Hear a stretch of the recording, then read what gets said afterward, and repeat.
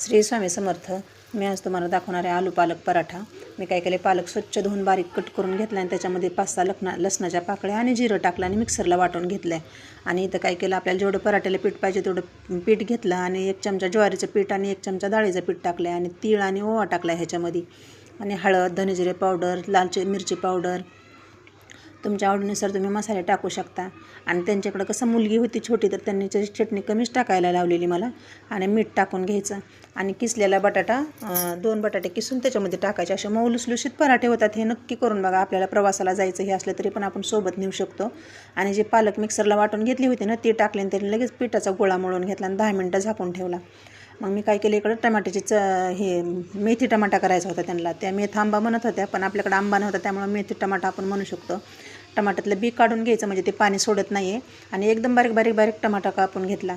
मग कढईमध्ये तेल गरम करायला ठेवलं, मेथीचे दाणे टाकले, बडीशोप टाकली, जिरं टाकलं, लसूण वाटलेला टाकला. आणि जे टमाटा बारीक कट करून घेतला होता ना, लाल लसूण झाला की मग टमाटा टाकायचा आणि उघडंच ठेवायचं, झाकून नाही ठेवायचं. आणि लगेच गूळ टाकून घेतला आणि चवीप्रमाणे मीठ टाकून दिलं आणि उघड्यावरच ठेवायचं. त्याला काही झाकायचं नाही, काही नाही, तर ते झाकून ठेवलं की पाणी सोडतो. मग मी असे त्रिकोणीवाले पराठे लाटले. तुम्हाला जर असे येत नसेल तर तुम्ही गोल पण करू शकता. आणि अशा मस्त दिसत आणि असे छोटे छोटे इतके मऊ लुसलुशीत झाले नाही पराठे, एकदम भारी झाले होते.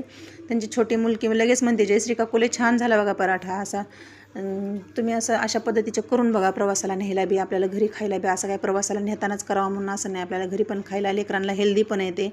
अशा पद्धतीचा करून बघा आणि नक्की कमेंट करून सांगा पराठा कसा झाला. ते टमाट्याचे ते मेथी टमाटा पण कसा झाला ते सांगा. व्हिडिओ पूर्ण पहा. जाता जाता लाईक अवश्य करा आणि सबस्क्राईब केलं नसलं तर करून घ्या.